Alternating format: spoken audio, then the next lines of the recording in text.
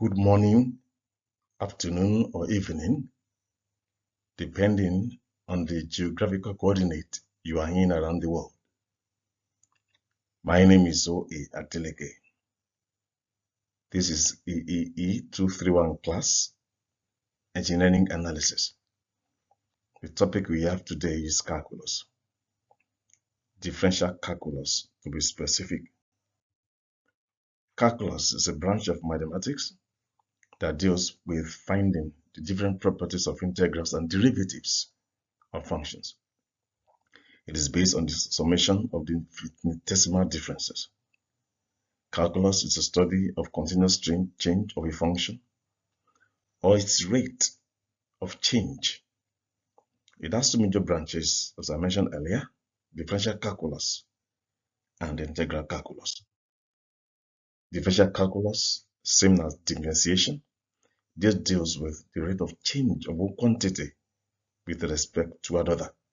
For example, the rate of change of current with respect to time, the rate of change of distance with respect to time, or the rate of change of velocity with respect to time. It can even be the rate of change of flow of water through a pipe per time. You can consider it as a study of rates or different quantities. Still in differential calculus, for example, you know about velocity, which is the rate of change of distance with respect to time in a particular direction. That is, if f of x is a function, then f prime of x is equal to the dy dx. That is the differential of x or derivative of x. When you differentiate y as a function with respect to x, we say f prime of x is equal to dy dx. Now talk about derivatives. Look at, for example, now y equals f of x. The slope formula is that the y over the x, that is changing y over changing x. Increase in y, in other words, over increase in x. On the y-axis, the difference between, let's say, y1 and y2 over the difference between x1 and x2. That's what we're talking about, the slope. And look at this, looking at this diagram, you can see the y, you can see the x. So changes from x to x plus dx, and changes f of x to f of x dx, as you can see in this figure. Now, look at that. This is trying to explain differentiation to us from the first principle. Differentiation is what every one of us is aware of from our earlier days as engineering students. Even as science students at secondary schools, we at least, more or less, we have been used to differentiation. So we're just trying to recover, just to remind us and to apply differentiation to solving engineering problems or engineering issues. Now, for example, look at f of x equals x squared. We all know that f of x equals x squared. Then you differentiate f of x equals x squared. We have f prime of x to be equals to 2x. Just something that we know. That is dy dx as limit approaches 0 is equal to dy, the capital D over the capital D, dy over the capital dx, called dy dx as limit of x approaches 0, it becomes f prime of x, that is dy. That is the slope of the function f of x. All this is just trying to tell us from the first principle how we can differentiate the function f of x. That is the same thing we are trying to say. To the notation, d dx of x squared is equal to x. The derivative of x squared equals 2x, or simply d dx of x squared equals to x. Just trying to refresh our memory to what we already know. Now, if you now say d dx of x squared, where x squared is equal to f of x, equals 2x, what does it actually mean? It means that looking at this graph, the graph here is the graph f of x equals x squared. What we mean is that for the function f of x, that is x squared, the slope or the rate of change at any point on this graph, you can see, any point on this graph, the slope is 2x. That is to say, depending on the particular point. So when x is equal to 2, the slope is equal to 4. Or when it's equal to 5, the slope is equal to 10. Then at different points of the curve, the slope, the y dx of x squared, is equal to 2x. That's what we're trying to say. And also say it's not limited to x. It can be t squared depending on what you are differentiating with respect to. We can differentiate with respect to t. We can differentiate with respect to q. We can differentiate with respect to x. It depends on what you are differentiating with respect to, as we see when we solve from engineering, when we solve some engineering problem. The same way, if it's no more x squared, if you have x cubed, no, the derivative of x cubed is 3x squared. This is just also trying to differentiate from the first principle. F prime of x, where x is equal to, well, f of x is equal to x cubed, is equal to 3x squared. That is what we are saying there. Now, this just notation. What's notation? How do we represent? How do we show? How do we write it in notation forms? F of x, f prime of x, limit as just approaches 0 is f prime x plus dx minus f of x over d of x dx. That is f prime of x is equal to dy dx. Now going straight to what we actually want to do, you have established how to differentiate f of x on the first principle. Now going straight to what are the approaches, what are the techniques or the methods we use in differentiation or in solving differential calculus problems. First is a function of a function. Function of a function. That is, a function is in another function. This function is dependent on another function. The function of a function. If you look at this, if y equals f of u and u equals f of x, that is to say, u is a function and is a function of y. For example, if y equals sine of x squared, sine x squared, find dy dx. In that case, we have y equals sine x squared. That y can be said to be f of u, and then the x squared there can be u. That's what I'm saying. So u equals x squared and y equals sine u. And this is the formula for solving it. Maybe if we have a function of function, y equals f of u and u equals f of x, we have dy dx to be dy du multiplied by du dx. So if y equals sine x squared, find dy dx, u equals x squared, u equals x squared, and y equals sine u. From here, we know that u dx is 2x, while dy du here is cos u. Something that you know when the derivative of sine u equals cos u. So look at that. And so dy dx is where dy du multiply du dx. That is to say 2x multiply cos u. And u is this. U is x squared. So 2x multiplied by cos x squared. That's the dy dx of y equals sine x squared. That's an example of function of function. Function of a function within another function. That's how to solve it. The next is the product rule. Product rule. If y equals uv, that two functions are multiplying each other. Y equals uv, where u and v are functions of x. That is u of x, and then v of x. In other words, you can say u equals f of x, v also equals v equals f of x, u also is equal to f of x, or v of x and then v of x. Both v and u are functions of x. In that case, dy dx is u dv dx plus v du dx. Look at an example. We have this, y equals exponential 2x multiplied by sine 4x. We are supposed to find f dy dx. You get? So that is all you can see the way I'm writing it here. So if u equals e of 2x and v equals sine of 4x, this is a direct product. Two functions multiplying each other. That is exponential 2x and sine of 4x. Like that. We apply this formula. We are going to arrive at this as the solution to that problem. Now, look at the other rule. We have talked about function of function. We are talking about product rule. The next to talk about is quotient rule. Quotient rule. That is when we have a numerator and a denominator. That is, u equals f of x and v is also f of x. So for y equals u of x over v of x, that is, v is dividing u of x. That is what do you call it? That is fraction. That's quotient. So formula for that is this: v du dx minus u dv dx all over v squared. And look at an example. If y equals x to the power 4 over x plus 1 squared, you have to find dy dx, find y prime of x, find dy dx. That's what we have here. U equals x to the power 4 and v equals x plus 1 all squared. If you solve this using this formula, we are going to have this as the solution to that problem using the quotient rule. Using the quotient rule. The next rule here, the next one we are dealing with is the implicit function. I would like you to pay good attention to implicit function. Implicit function. When we have two variables x and y that are related or that are inseparably related, you understand? We have an implicit function. Mind you, I said y equals f of x, the original conventional problem in soft differentiation. We are differentiating with respect to x. Differentiating with respect to x. But if we have an implicit function, there are two variables there that are joined together, and you cannot just separate them to differentiate them individually. So you must differentiate them implicitly. For example, look at this function. If x squared plus y squared minus 2x plus 2y equals 23, find the y dx, find the squared y dx squared at minus 2 and 3.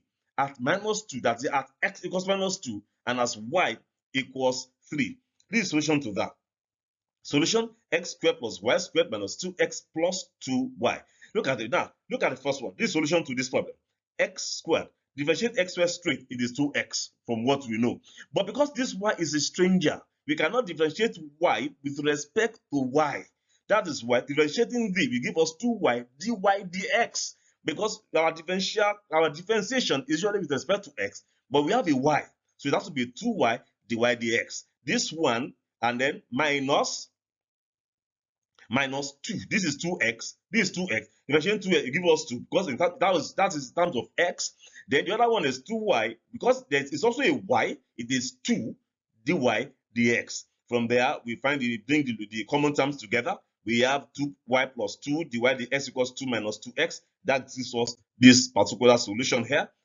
And then at minus 2 and 3, we give us this value. Now, the squared y dx square, we are differentiating our answer. We are differentiating this one, this dy dx. We are differentiating it the second time. That gives us this squared y dx square. Look at it. This is bringing us into another technique. This is the quotient rule we are going to make use of here, because this is u of x and this is v of x. So applying the quotient rule for this one, give us the second derivative of the problem we are solving, and that gives us this. Using minus 2 and 3, so imputing minus 2 and 3 will give us this value, 25 over 64, as the second derivative at coordinates minus 2 and 3 of our given problem. All right, that is for implicit. The next technique is logarithmic differentiation. Logarithmics, differentiation of logarithmic terms involving functions involving logarithms or exponentials. If I look at this example, if y equals this, cos 2x over e exponential 2x, find dy dx. Now, this solution to that, when you're solving a logarithmic problem, we have this. You find a natural logarithm ln of y. This is how to solve this problem from beginning up to the end here. Going through, you can see it's so straightforward. This can see here we have logarithmic, we have function of function. This function of function here, they can be ln u. Then this is ln u. This can be 3x plus 1 can be u. Then ln u. Then the cos 2x can be u. Then we have ln u. Then this exponential function, and then differentiating it 1 over y, because this is what? This is implicit. We can see function of function, we can see implicit, and we can see logarithmic. These are three different techniques coming together in this particular problem. You can see this is ln y. It is not x. That's a 1 over y dy dx. And solving it, we give us this final as our answer. Now, the next thing I want to briefly talk about are the applications of differentiation. I mentioned at the beginning of this course that this is just engineering mathematics. It is engineering analysis. Engineering analysis. That every one of us, we learn how to apply differentiation. We learn how to apply calculus to diverse engineering problems, be it electrical, be it mechanical, be it food engineering, be it computer, be it agric, or be it chemical engineering. We learn how to solve engineering problems, making use of calculus techniques, differentiation techniques. For example, now this is one. Look at the equation of a straight line.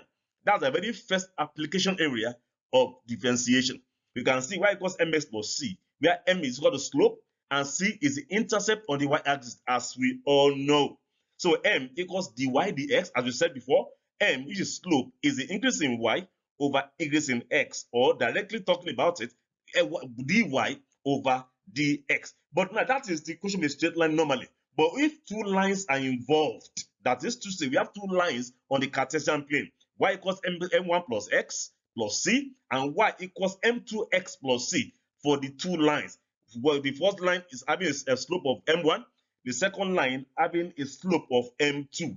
Now, if m1 multiplied by m2 equals -1, or that is to say, if m2 equals the inverse or negative inverse of m1, that is m2 equals -1 over m1, then the two lines are perpendicular to each other. Please note these conditions. You could be asked in any form, to very justify or otherwise, that the perpendicularity of two straight lines is mean unity or negative unity. If you can see, if m1 times m2 equals -1, then the two lines having the slopes m1 and m2 are perpendicular or orthogonal to each other. Now also, if the two lines are parallel, the m1 equals m2. Two parallel lines don't meet. So if that means the same increase in y will happen for the two lines, and same increase in x will happen two lines. That means to say the slopes of two parallel lines are usually equal. Take note of that. That's a very strong application area of differential calculus, equations of straight lines. Now, another thing, apart from straight line, we could have curves. But when we have y equals f of x may not necessarily be a straight line. It could be a curve. For example, if f of x is involving exponential, is involving power, then we are not talking about straight line anymore. We are talking about curves. Now, if you have a curve, we need to have look at tangent to that particular curve. Look at this figure, y and x. There's a curve. The curve here is y equals f of x, and there's a tangent drawn touching the line at P. The slope of y equals f of x at point P is given by the slope of the tangent to the curve at P. What they're saying is, for this particular curve, the slope of that, the slope of the line of this curve, y equals f of x at P, is the slope of the tangent to that curve at P. That is, the tangent is a line drawn that just barely touches the curve at a particular point. So the normal to the curve will also have a slope, which is the inverse of the slope of y equals f of x at P. Just take note of that definition. Now, example 1. Looking at that, we've said we have used the differential calculus to explain equation of a straight line. We are now using the same differential calculus to explain the equation of a curve. I'm talking about tangent and normal to a curve. Look at this. A curve is given by 4x cubed plus 4xy plus y squared equal to 23. As you can see, this equation itself is already telling us it's an implicit function. It's an implicit function. I'm going to use an implicit function technique to solve it, to get the derivative. So if this is the curve, find the equation of the tangent and the equation of the normal to the curve at 0 and 2, at point 0 and point 2. Solution. You can see it's an implicit function, so we solve it. We solve it implicitly by that, like that. We have the y dx to be this. Recall the way we solve implicit function. So at this point 0 and 2, we have the y dx to be -8/4. That is -2. Now, from equation of the line, now mind you, this is not the end. This is not the end of this. Okay, this is not the end of this. We have equation of a line that we have -2. This is what we got before. M equals -2 gives us this. This is another way of writing equation of a line. Y minus y1 equals m into x minus x1, where we have two separate coordinates, x1 and x1 and y1. So we have this y minus 2 equals -2x. This y equals 2 minus 2x is the equation of the tangent.